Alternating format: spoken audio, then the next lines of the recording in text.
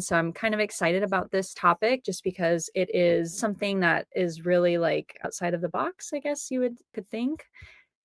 So today we will be talking about morphology and what that looks like in a kindergarten through second grade classroom.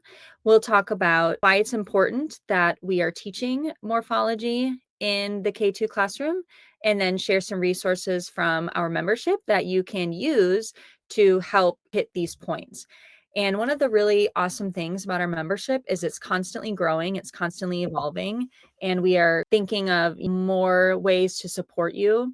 And so the resources that I share with you are not all of the resources that could help you teach morphology. And someday down the line, I'm sure we'll come up with more resources that can be used as far as morphology goes. So what exactly is morphology? A big word, and it can sound really intimidating when you think about it, but morphology is essentially the study of the smallest units of meaning within words. So we call those morphemes. So for example, you have your base words. So the examples listed are help, play, jump. You also have prefixes, which go at the beginning of the base word, and then you have suffixes, which go at the end of the base word. So those are the morphemes that we use within our words.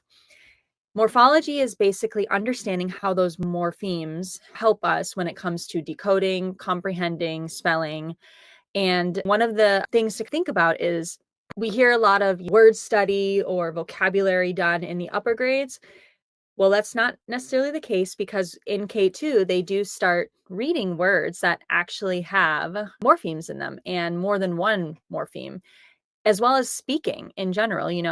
Hey, stop jumping on the couch. Like right there, you're using the word jumping and it has two morphemes in it. Morphology is important, and these are the four main reasons why I feel that it is important in especially the K-2 area. So the first area is it boosts vocabulary growth. Students can learn multiple words from one base word. So for example, you take the word happy, you can create the word unhappy.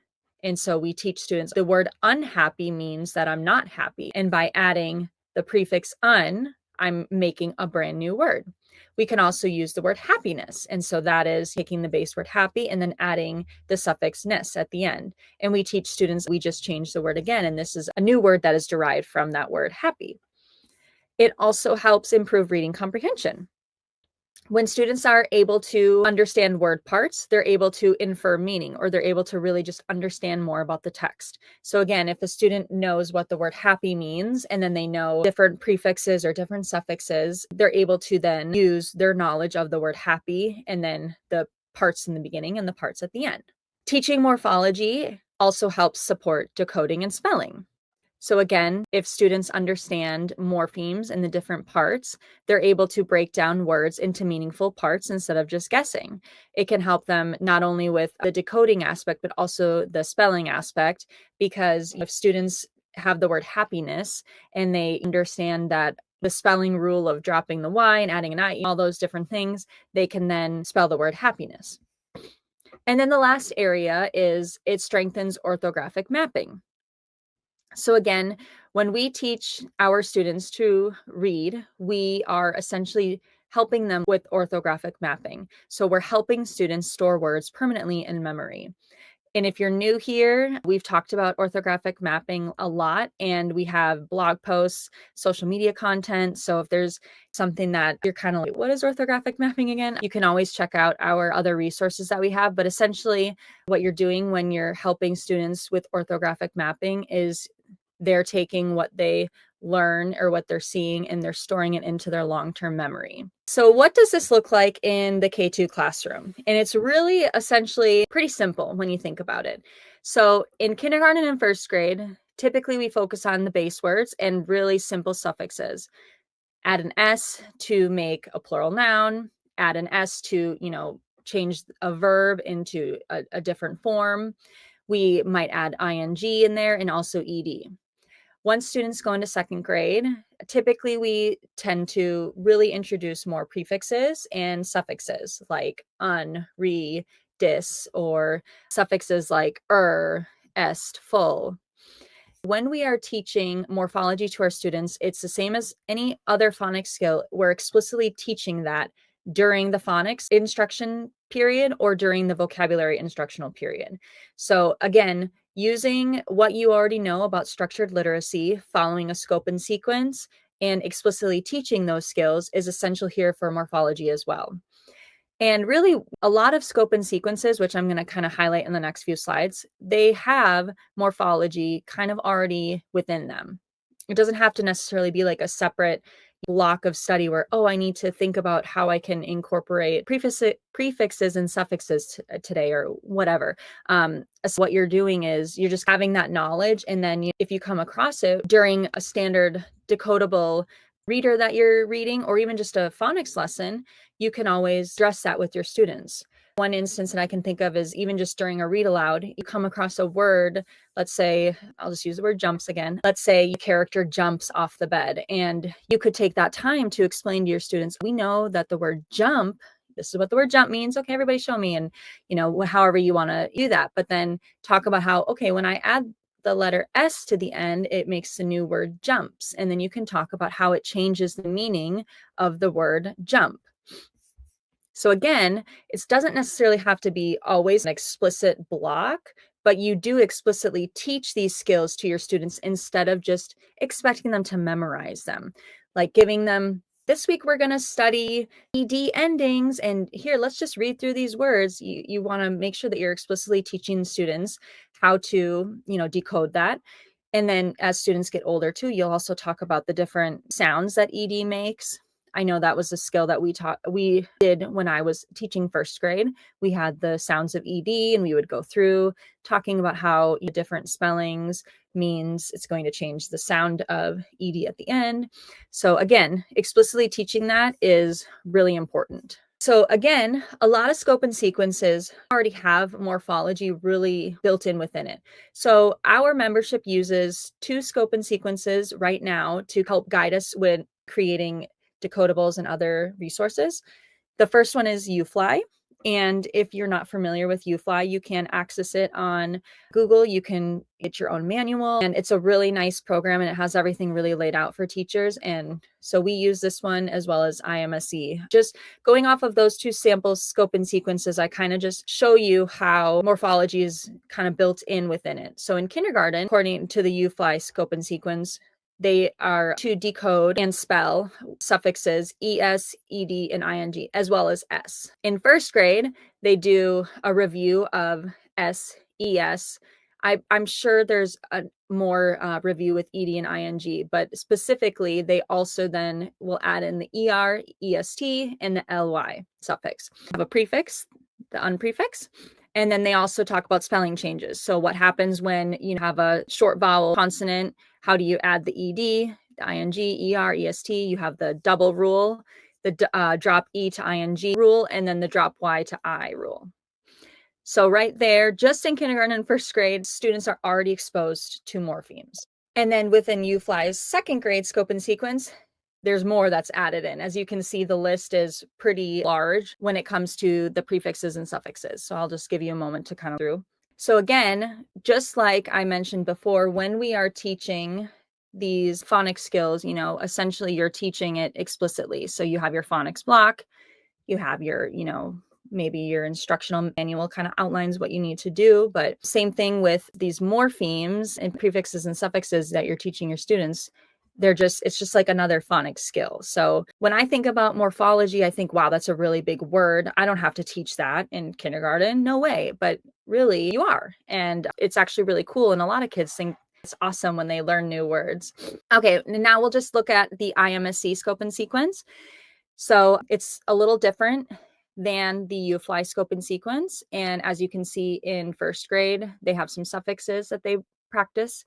In second grade, they have the 3 great spelling rules. That's what they call it. And it's the doubling rule, the drop silent E, and the change Y to I rule. And then in third grade is really where they have all the additional affixes. So you can kind of see the differences between the 2 scope and sequences and how they do approach it, but they are exposing their K-2 students to it. So again, how can I do this with my students? Like let's say you don't have a scope and sequence that you're following. Really, you can just start with oral language. You can start with having your students, look for those base words. Maybe you have, a few vocabulary words that you're using for a specific read aloud or a science lesson or something. And you can practice, using different parts, whether it's prefixes, suffixes, depending on where your students are at. Just start with the oral language and have your students, listen to that, or you point it out as you are reading or saying those kinds of words. Using visuals is also always really important for all of our students. You can have anchor charts. You can use word building activities where you're using, letter tiles or color coding your word parts, but a new like objective or a new standard when it comes to science. Talk about the meanings behind the words and then discuss what the morphemes they might see, or, in kindergarten, they may not really know the difference between, the base word or the suffix that they're looking at, but you can explicitly show your students by having that visual already made for them. And then eventually, once they get to maybe the end of kindergarten, first grade, and then on into second grade, they'll be able to kind of, identify those parts themselves. When you are looking to kind of incorporate more morphology instruction into your classroom, it's always important to do decoding and encoding. And so that's, blending, segmenting, and then also spelling those words. And the best way to do that is, utilizing some form of, a word mapping activity and then a dictation activity. So for word mapping, the students are, you give them a word orally and they are physically, mapping out the sounds in the word. And then a lot of times students are then exposed to multiple syllables when they are word mapping a word that has a base word plus an affix, prefix, or suffix. So in a few moments, I'll go over some resources that we have in the membership, and we do have word mapping like templates that you can print out, and you can use those with your students so that teachers will laminate them or have them in a sheet protector. They can use a whiteboard marker so they can go through the steps of word mapping. But it's really important to be able to do that piece because it helps, again, map that into their brains. And the dictation takes away that kind of that graphic organizer that they have, that visual, and it has them then take what they have stored in their long-term memory and then be able to write it for you. I already mentioned explicitly teaching morphology. And then again, it's important to always spiral review, which we're constantly doing as teachers. Okay, so now I'm going to go over some membership resources. And the first one is Rockin' Phonics. This is the kind of like phonics. I don't necessarily know if it's a program, Jenny, but I think you call it like a program or a curriculum that you use with your students. Yeah, pretty much. It was a Monday through Friday. We didn't have a phonics program, and so I had created one. And so it was Monday through Friday, basically, teaching the phonics skills. So, because we didn't have that in our curriculum. Yeah, that's kind of what I was thinking. Is it was essentially there was no scope and sequence, nothing to really follow. Yep. Yeah, and then it has a 4-day game rotation too, so the students can play the games too, which was always good for that practice. So I knew there was that 4-day. There was like 5. I knew there was somewhere 4-day came in. Yeah, Fridays were shorter. Yeah. When she first shared this to me, I was like, oh, this is so awesome. I wish I had this. I was teaching because when I first started out in one district, I didn't have a phonics program either. And this would have been awesome. But it, is really great to get your students up and moving. And there's just different activities that are incorporated. And so this particular resource includes inflectional endings. So you're able to get that ed-ing piece with students. So you're able to work on some morphemes there. We also have done for you lessons in the membership. And again, the inflectional endings are included in there. So utilizing the done for you lessons, it incorporates this lesson plan right here. And there are many pieces that are on that lesson, but one of the skills that they cover is the inflectional endings again. So if you're looking to just kind of, have everything kind of all done for you, check out our done for you lessons because they have heart words, dictation, and then they kind of link everything together within the membership, the activities and games, and then the student booklets that you can do. And there's more than just the inflectional endings for the done for you lessons. There's the letters and then short vowels and so on and so forth. Scope and sequence, I believe that it kind of goes along with the IMSC scope and sequence. Okay. this is like kind of my baby, I guess, because I really just kind of created the decodable readers from, a few that Jenny had and kind of continue to develop them into a whole library. So our decodable readers have the ISM, I and UFly scope and sequences for you. And, we have them available in print, black and white, color. We also have them digitally. So you're able to, project it if you don't want to print copies of our decodable readers for your students. And just recently, Jenny has now made it so that teachers can actually link the decodable readers that are digital to their students' Google Classrooms. So you're able to have your students read them using their iPad or their Chromebook. So that's perfect for, distance learning, virtual learning days, or, just small groups in your classroom. And again, following the ISME and UFly scope and sequence, we only have the first grade and kindergarten decodable readers. So the second grade scope and sequence isn't in there yet, but for first and kinder, you do have those inflectional endings and the few prefixes and suffixes that I shared on the previous slides that are within that scope and sequence. And then also with the decodable readers, UFly specifically, we have resources that go along with it, comprehension, word work, and word mapping resources. So again, if you're working on, let's say, the ED ending, you would have, word work. And so students are able to manipulate their letter tiles to create the different words and look and see, okay, I made this base word. What happens when I add the ED? Okay, now how does the word change? So they're able to look at that.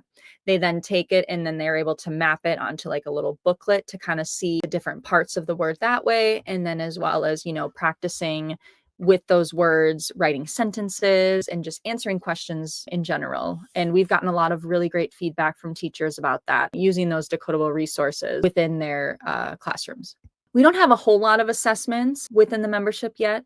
One that we do have is just, again, with that inflectional ending. So if you want to see kind of where your students are lacking and just kind of go from there, maybe you have a small group of students that is really lacking that ED ending, and you use this assessment that can then help you focus on targeting that specific area. So that's in the membership. We also have another activity with those inflectional endings. It's read the room. So this activity, you put the cards around the room, and then Jenny has a really nicely laid out way to do the activity within your classroom that you can kind of adapt to work for you. But essentially, your students are looking at the card, writing the word, and then circling the ending. Yeah, with these read the rooms, like this was one of my favorite center activities because they knew what to do week to week. I didn't have to explain anything and it's differentiated. And so here, this is like B. So there was A, B, and C. So the kids would know what letter they were. And so all I had to do is I had the same cards hanging up, but then students would get different worksheets. And A was the easiest up to C, which would be the hardest, which was usually sentences. And they have to find the word that fits into that sentence, which is great for context clues and things. And you would, hear the students working together on those. I think it's this, I think it's that. And it was just awesome to hear them working on those. But one of the easiest centers ever. So highly suggest that one. Yeah. And like I said, your description of it is it's a really good description of how you can use it in your classroom with the different boxes for the different A, B, and C. And then the students, like you said, they know what to do. So it's obviously something that you probably had to work towards getting them to be able to be independent with it, as we do for most things when it comes to center work. Okay. And the last resource that I was just going to kind of point out is we have a lot of phonics games. And again, those inflectional endings are a big piece in the K-2 grade level span. So we have different ones. I just posted endings on the farm. It's like shoots and ladders, I think, or no, like a Candyland game. And then we have like a Go Fish kind of game too. So just different activities you can play within small groups or centers and things like that. But thank you so much for your hard work and for creating resources that are easy and, easy to print off and just start that day. Great. Thank you. Keep creating it. Thank you both. Okay, we will. All right. Have a wonderful night. All right, you too. Okay. Bye-bye. Bye-bye. Bye.